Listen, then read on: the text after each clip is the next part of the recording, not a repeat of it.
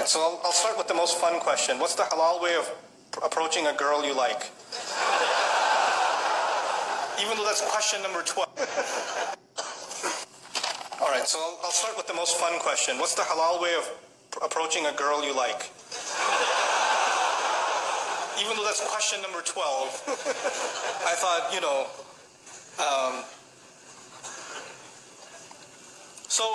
this is more complicated. We've made it more complicated than the Sahaba.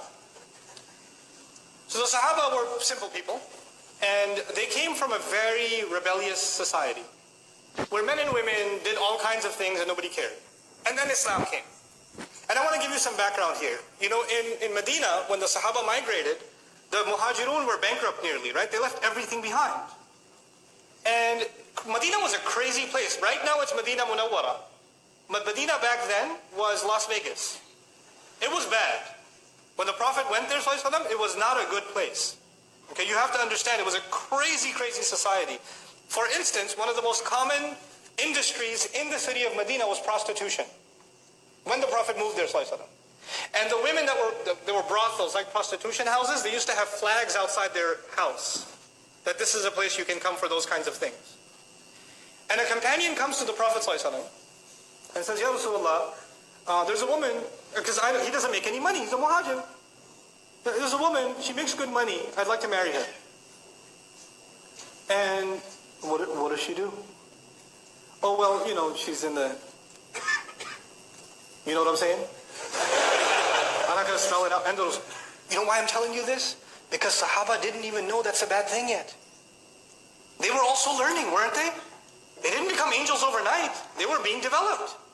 And so he doesn't even think. And imagine, you come to Rasulullah and ask this question. Can you imagine somebody coming to an imam today and saying, hey, I'm thinking about the next janazah would be of the sheikh. It would be... And then the ayat came, no, you cannot marry those kinds of women in Surah An-Nur. Revelation came to teach Sahaba and teach the believers, look, those are not the kinds of people you want to marry. They are their own, don't mix with them. Like Ibn Ashur says, rahmahullah, in his tafsir, that ayah is referring to professional prostitutes, that the zani will not marry a zani, is referring to them, because the question was actually raised. I wanted to bring this up to you because for them, you would think that, if the Sahabi saw a woman from a mile away, he went the other way and made istighfar the whole night. No, it wasn't like that. They interacted with each other, they talked to each other, they worked with each other, they were in business partnerships. All kinds of interactions happened between men and women, but with principles. It was respectful, it was dignified. And when a companion, when somebody liked somebody else, you know what they did? Here's the astaghfirullah part. Here's what they did. Hey, I like you. Want to get married? And she'd say, maybe, talk to my dad. He'd say, okay. And then he'd go to the dad and say, hey, I like your daughter. And I talked to her, she's not entirely opposed to the idea. Is it cool? And he says, let me talk to my daughter. How this happens today in London is you go to a girl, respectfully, hey, we worked together for 3 years. Would you consider marrying me? And she's like, And maybe she says, please don't talk to my dad, he'll kill me. Because if you talk to my dad, he'll say, this is why you go to work? This is why we sent you to uni? You, fathers, I have 4 daughters. Listen, those of you that are fathers, that have daughters, you sent your daughters to university. You brought your daughters to this country. You made them live here. You took them outside in society. You made that decision. And when somebody a Muslim likes them, that's a good thing. How are they going to get married sitting at home? Who's going to like them? So when somebody approaches them in a respectful way, you should not say, oh my God, the day has come, astaghfirullah. Ye din bhi dekhne the, oh, tawbah, tawbah. What a humiliation. Now we have to go take you back into Bangladesh and hide you in a village somewhere because some guy likes you. Astaghfirullah. And there's somebody's doing ruqya on her, and calm down. It's okay. Somebody likes your daughter, that's a good thing. Now you go and investigate, find out. It's completely fine. The only rishta mentioned in the Quran, the only approach mentioned in the Quran is that of Musa alayhi salam in Madian. He was by himself, Musa was by himself. And these girls were by themselves working outside. And he went up to them and helped them out. And the girl said, he's kind of nice. And she went back to her dad and said, hire him. Which means, come on, Dad. You know. And that happened. And the girl said, I like the guy. That's actually what happened in the story of Musa. Musa didn't propose, the girl proposed. And the father can't propose unless he has the approval of his daughter. So it's okay for your girls to say, Dad, there's this guy, this brother at the MSA, yeah? He's a Thursday halakha. It's really good, you should come. Your daughter's telling you something. It's okay, go attend the halakha. It's okay, find out. Don't complicate this. There's nothing indignified about that. Don't go date a girl now. And don't take, oh, son, Nouman gave a lecture, I want to take you out to dinner. No, no, no. Not that either. But can you have respectful interaction with someone you're interested in for marriage? Absolutely. Absolutely. Nothing wrong with that. Can you take your time to understand each other's likes and dislikes? Yes, it's fine. Respectful courtship is okay. With parental guidance, with in dignified fashion, there's nothing wrong with it. So what happens is we have two extremes. We have people that are more conservative than the Sahaba. And then we have people that are more liberal than liberals. Okay? And Islam is right in between. It's a natural way. It's a completely natural way. Okay? And so this is something that I thought it's important to mention for families and for yourself. Talk to your daughters. Ask if they like someone. Don't create between fathers and daughters, there should be open communication. They should not be terrified to tell you that they're interested in somebody. Don't force them to marry someone they don't want to. Don't force your daughters and tell them, if you don't marry this one, who's going to come and marry you? And we already said yes to them. Don't humiliate the family and say no now. Those kinds of nikahs are haram. I will say it, they're haram. You cannot emotionally and psychologically force a girl to get married under family pressure. That is batil. And that happened at the time of the Prophet ﷺ. And the Prophet ﷺ considered those nikahs batil. They're invalid nikahs. Until the girl genuinely likes a guy and says, yes, I want to marry him on her own, from no pressure from her father, no pressure from her mother, no pressure from anybody else. She likes him. And even if the day of the nikah she says, Mom, I don't want to do this. The mother doesn't say, too late, girl, too late. We've got the hall, they're all, what are people going to... No, if the girl says, I don't want to do this, then no, stop. Allah gave her that right. You cannot take it away. You're burying them alive. This is the new way of burying women alive, by the way. Back then, they used to take the baby girl and bury her right then. Now we bury them at the day of the nikah. This is what we do. This needs to stop. Let them marry who they want, if they're a dignified Muslim. And because now you're living in a different society, you won't find someone from the same village. It's okay. It's okay. A Bangladeshi can marry a Syrian. It's fine. I know. It's okay for Syrians too, yeah. You Syrian. Turkish. Somali. Astaghfirullah, Somali. Yes, Somali. It's fine.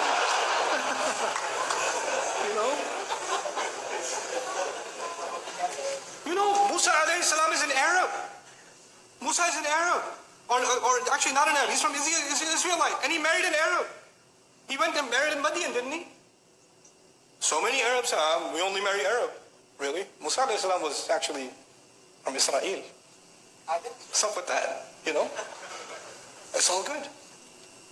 So it's a time now, it's a strange time that we live in, and actually the only thing that can save us is the basic principles of our deen, and making the path to marriage easy is actually one of the greatest battles against shaitan. When we make the path to marriage difficult, when you have 28, 30, I'm not going to do other questions, forget it, let's just talk about this. What am I going to do? We're going to have 35-year-old boys not married. What do you think, they were doing tahajjud for 35 years? What planet do you live on? They didn't do anything haram. No evil thoughts went in their head. They didn't go to university. They didn't go to work. 28, 29-year-olds not being married. This is ridiculous. It's absolutely absurd. It's unacceptable. It's unacceptable. And we create standards that don't exist in our religion and don't make any sense. You have 3 daughters, 4 daughters. Somebody proposed for the younger daughter, and no proposal came for the older daughter. No. We go in order. Who said you go in order? Which sharia? If there's a good blessing that came to your home for whichever age, why would you deny it? What will people say? What will Allah say when you explain yourself to Him and say, I deprived my daughter of a good nikah because it wasn't in order? What will you say to Allah? You tell me that. What are you going to do? Ridiculous. This nonsense needs to stop. Marriage needs to be made easy. And the guy's side, because Hindu tradition says the guy is the gift. So the girl's side has to give him gifts. Islam came and said the man has to give what? Mahar. The man has to give a gift. The woman is a gift to the family. And now we do in Pakistan, India, Bangladesh, Southeast Asia. No. We don't want jahez. We don't want gifts from the girl's side, but there should be something. At least a fridge. You know? That is the opposite of what Allah commanded. That is the opposite of what Allah commanded. You're not only disobeying Allah, you're reversing what Allah said. Asking to pay to be gifted because you're the girl, you know, the guy's side? That's like way beyond haram. I don't even know what the category that belongs. The shaitan is giving you like 5 stars for that one. Do not fall into that category. Don't give your daughter-in-laws and your wives gifts and then ask for them back. Now this is happening. They'll give them jewelry at the wedding. No, that was just for the photos. Really? Allah Azza wa Jalla will describe this. You know, لا تأخذوا منه شيئا أتأخذونه بهتانا وإثما مبينا. Don't take a single thing from the spouse that you've given to them. Are you taking a huge accusation against your own self and taking clear sin on yourself? When you agree to a mahar.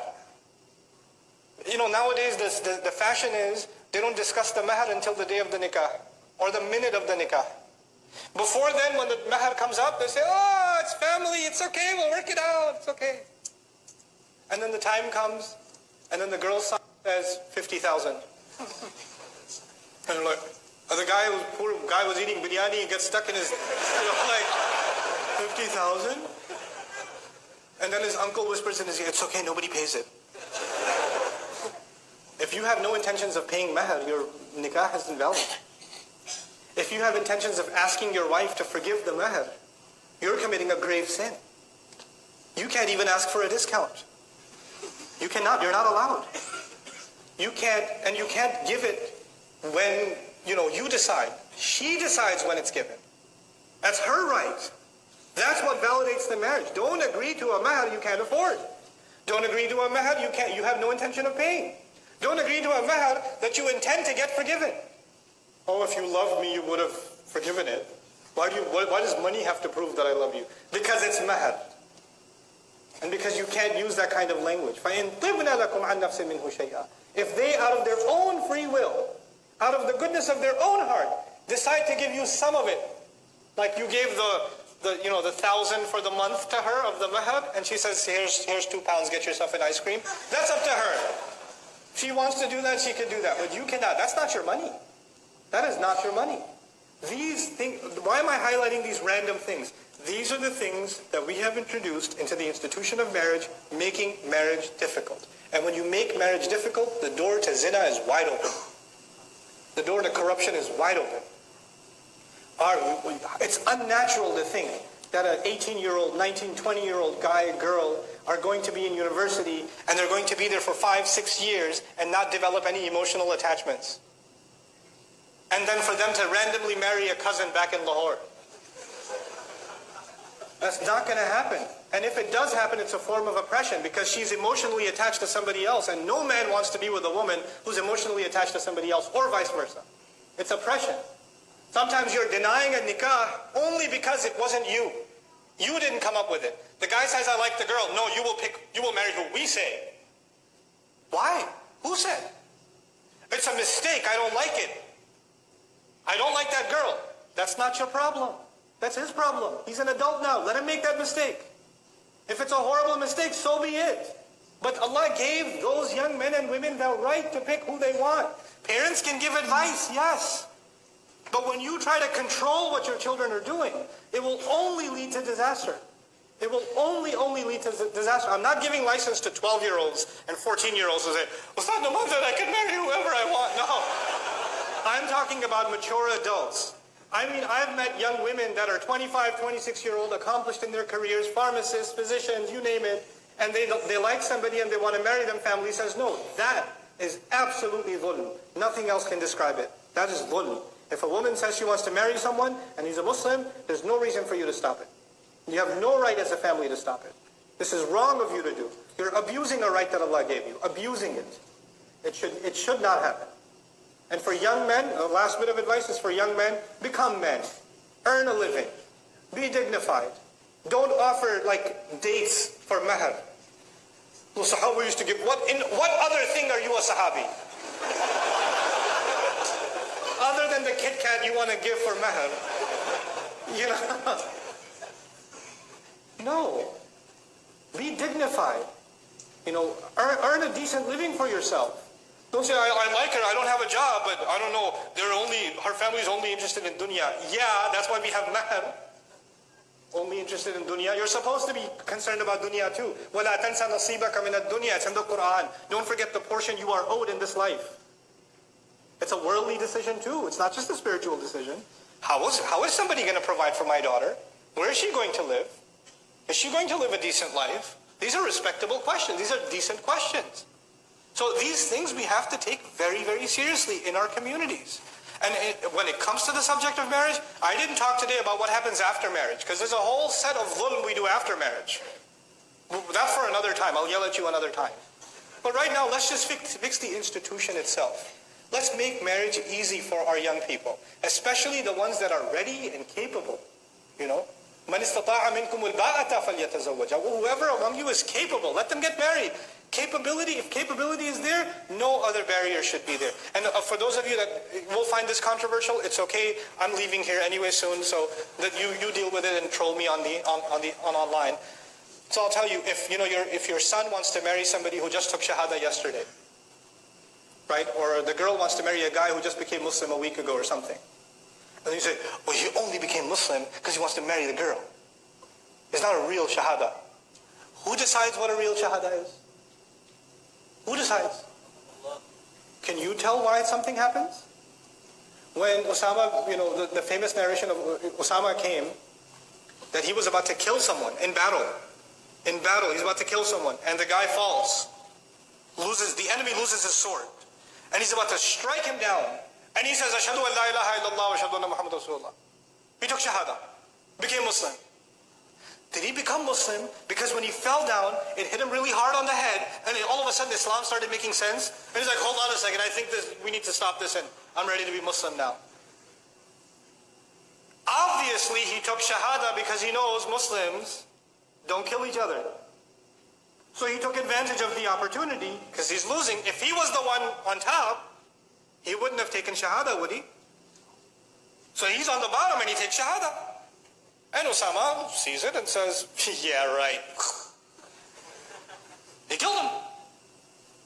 And when that happens, this news reaches the Prophet ﷺ.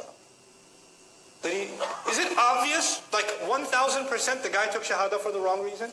It's obvious. To anybody who sees it, the Prophet says, what will you do when that la ilaha illallah comes for you on Judgment Day? That's what the Prophet says. That shahada will complain on Judgment Day, I wasn't respected. And that's in the most obvious of cases. When somebody says they've taken shahada, who are you to question their reasons? That's between them and Allah. It's okay. As a matter of fact, even among the Sahaba, there were those. Somebody said, I want to marry you. And the woman was a Muslim and the guy was a non-Muslim. And she said, you're not Muslim.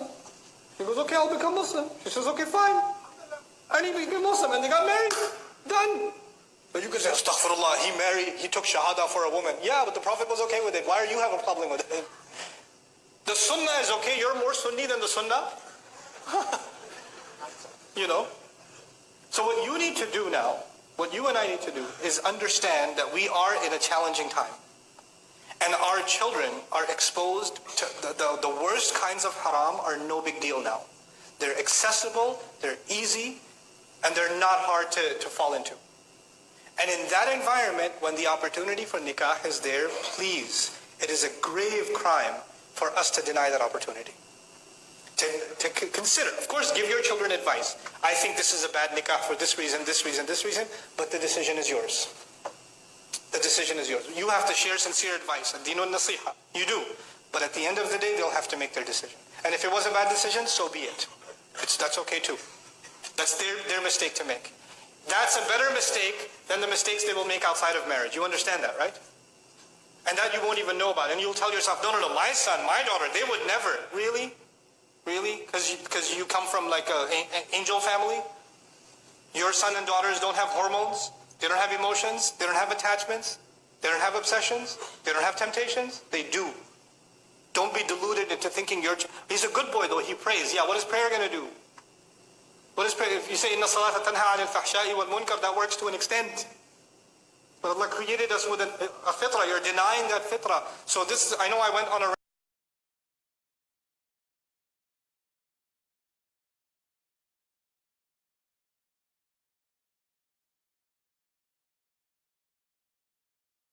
to be good husbands, and the wives, the kind of commitment, loyalty, and understanding to be good wives, and thus raise wonderful families. Barakallahu li wa lakum. That's the end of the question answer session. Assalamu alaikum wa rahmatullahi wa barakatuh.